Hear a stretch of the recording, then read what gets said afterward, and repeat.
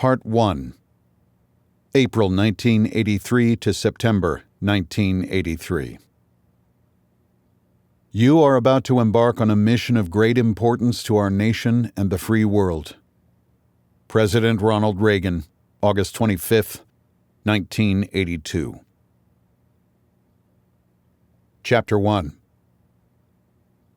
Beirut has become synonymous with death and destruction. Pittsburgh Post-Gazette editorial, April 20th, 1983. The black GMC pickup truck idled alongside the curb of Beirut's Seashore Drive at 12:43 p.m. on April 18, 1983. Secured in the truck bed and hidden under a canvas tarp sat enough pentaerythritol tetranitrate, a high-powered explosive favored by militaries, quarry blasters, and, of course, terrorists, to rival 2,000 pounds of TNT. The hefty payload, as one witness would later tell investigators, forced the rear of the late-model pickup to sag. The driver scanned the midday traffic that crawled through the Lebanese capital, spotting a dated green Mercedes in the oncoming lane. The German car's headlights flashed 3 times, signaling the truck driver to shift into gear and ease back into traffic. The mission was a go. A mile away, towering over the Corniche with a view of the Mediterranean's cool blue waters, loomed the American Embassy, a rose-colored monolith that had dominated the Beirut skyline since it originally opened its doors as a hotel 3 decades earlier. The crescent-shaped embassy that fronted the palm-lined Avenue de Paris employed 341 people who helped overseas Americans, processed visas, and advanced diplomatic relations. It had been a quiet Monday in Beirut, a welcome reprieve in a city battered by 8 years of civil war, foreign invaders, and sectarian violence that had torched businesses, leveled apartment blocks, and claimed the lives of 100,000 men, women, and children. The arrival of American Marines 6 months earlier, based at the airport as part of a multinational peacekeeping force, had helped restore a semblance of calm that reminded war-weary residents of the halcyon days when the city was known as the Paris of the Middle East. Shoppers browsed stores along Hamra Street, dubbed the Fifth Avenue of Lebanon, that once again offered everything from designer jeans and caviar to the latest electronic games. Others queued up outside cinemas where Bill Murray's comedy Stripes had proven a popular hit. People, as New York Times reporter Thomas Friedman observed, were just starting to relax in Beirut, daring to believe that the presence of American troops meant the war was finally over. But America's flatlining efforts to pressure Israeli and Syrian forces to withdraw from Lebanon had sparked an uptick in violence, one that reminded residents of the potential savagery that lurked beneath the veneer of peace. In the previous month, gunmen had attacked patrols of the Italian, French, and American peacekeepers, wounding 14, including 5 Marines. Only 4 days earlier, on April 14th, an assailant fired a rocket-propelled grenade at the American embassy, which hit an empty office. The time for peace was running out. A dusting of snow still capped Mount Lebanon, climbing nearly 2 miles above the capital, even as the last of the season's cool weather threatened to give way to the oppressive heat of summer. The morning drizzle had subsided, replaced by the midday sun, which burned off the haze. Locals in search of visas lined up outside the first-floor consular offices, which assisted an average of 150 people per day. Others strolled down the scenic seaside promenade. Up on the embassy's 6th floor, workers rolled out and installed new carpets.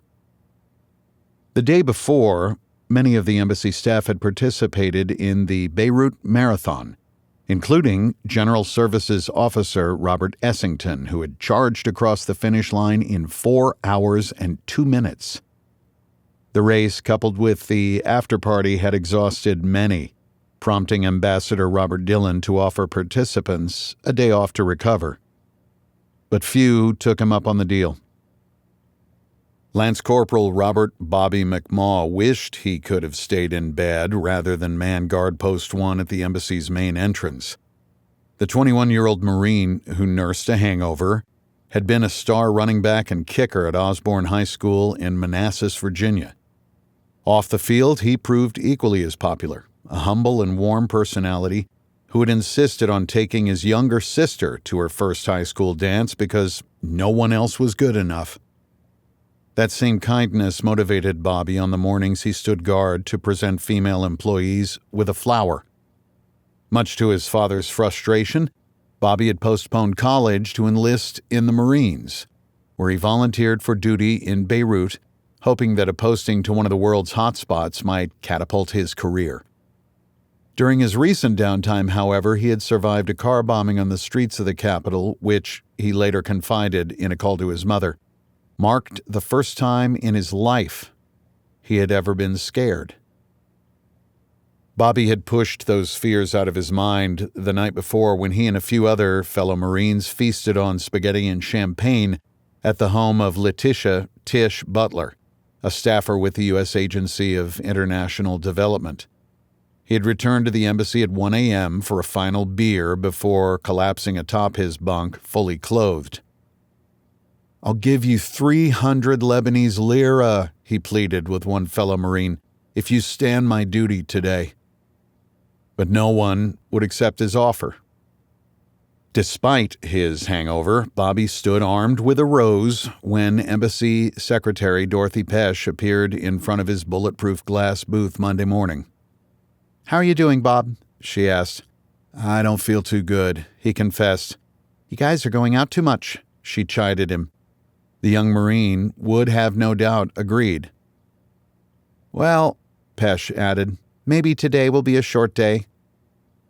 The pickup truck closed the distance. Elsewhere in the embassy, Robert Ames of the Central Intelligence Agency huddled on the 5th floor with the embassy's spooks. The bespectacled father of 6 served as the clandestine agency's top Middle East expert, often tasked to personally brief President Ronald Reagan. At first glance, Ames appeared an unlikely intelligence officer. The 49-year-old Philadelphian who stood 6 feet 3 inches tall had grown up the son of a Pennsylvania steel worker. A basketball scholarship had earned him an education at LaSalle University, while a stint in the Army had introduced him to the world of signals intelligence. Over the years, as he pinballed between Yemen and Iran, Kuwait and Lebanon, he not only mastered Arabic but developed an unrivaled insight into the volatile region. Ames accomplished this while balancing time with his family in the Washington suburb of Reston, Virginia. He imitated Donald Duck's voice for his children, coached youth basketball, and liked to relax in his favorite rocking chair to the tunes of the Beach Boys. He was, as his wife Yvonne later said, the cornerstone of the family. Frustration in Washington over the president's apparent stillborn peace initiative for the region had landed Ames back in Beirut, where he had touched down the day before. The veteran operative had attended a dinner that night with his colleagues where the intractable reality cast a shadow over the evening. Those tensions had turned contentious Monday morning as Ames met with the agency's entire team. Station Chief Ken Haas, whose wife Allison brought him lunch most days, emerged from the session upset. He phoned her to pop by early where the couple ate a sandwich. She started to peel an apple, but her husband was too distressed to eat more. "I've got one more cable to write," he said. "I don't know how I'm going to do it. You go ahead and go home and take a nap, and I'll be home when I finish."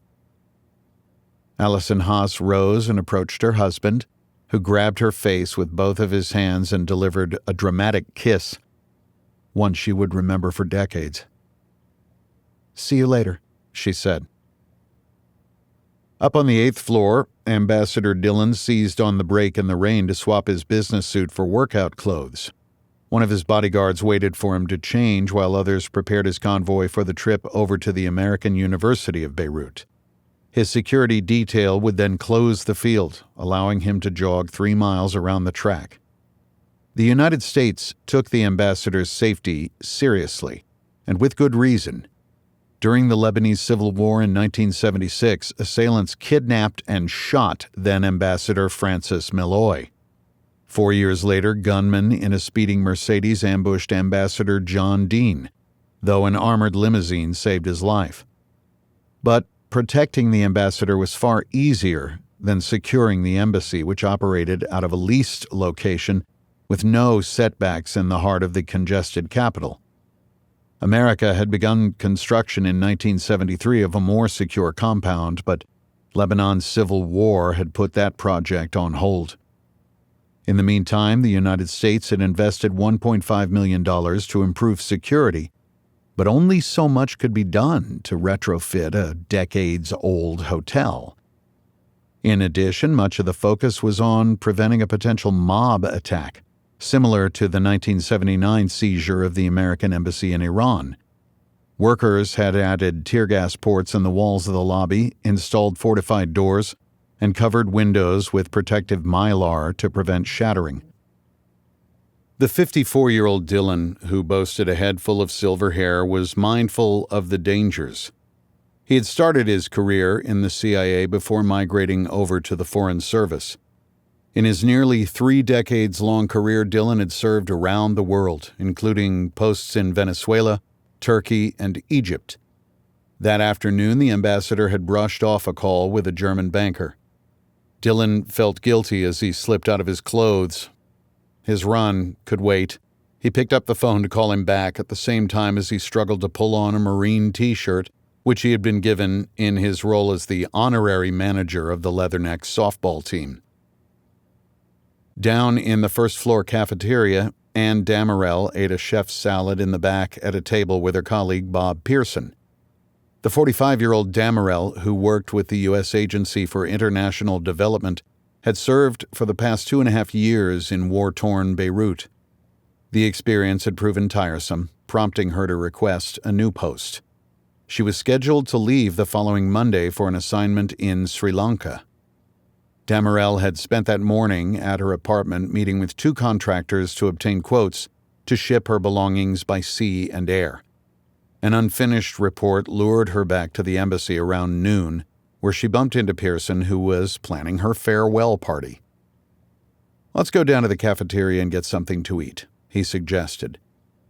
Over lunch, the conversation drifted, as so many did, to the stalled efforts to secure peace. "This is either the end of the world," Pearson said, "or the second coming."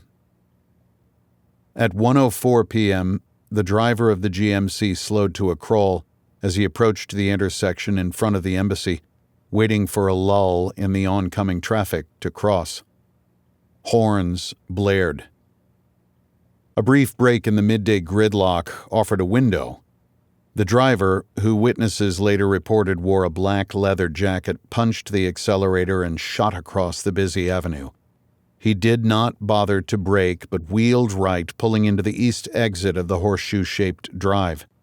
The ambassador's limousine was parked in front of the embassy's main entrance, wedged between 2 security vans where guards patiently waited for Dillon to finish his call with the banker. Just inside the building, Bobby McMaw nursed his hangover, Anne Damerel picked at her salad, and Ken Haas typed his cable, his last assignment for the day before he could head home and into the arms of his wife. The truck blew past the Lebanese security checkpoint. Only 10 yards stood between the GMC and the embassy's front portico, a distance it covered in less than 2 seconds. There was no time to raise a rifle, pick up a phone, or even run. The vehicle rammed the embassy in front of the lead security van at 1:05 p.m. and detonated its explosive payload, sending a bright orange fireball hundreds of feet into the heavens. The explosion blew out windows as far as a mile away. American sailors aboard the amphibious assault ship Guadalcanal, 5 miles offshore, felt the shudder. The blast scorched visa applicants in the consular office, flipped cars upside down and set them ablaze, and shattered the mylar-covered windows throughout the 8-story building. The front of the embassy's center wing collapsed like a house of cards, burying the lobby under an avalanche of broken concrete, rebar, and splintered desks and file cabinets. The attack would prove to be not only the bloodiest assault on an American embassy, but the opening salvo in the nation's 4-decade war on terrorism. Everything, as one survivor recalled, went black.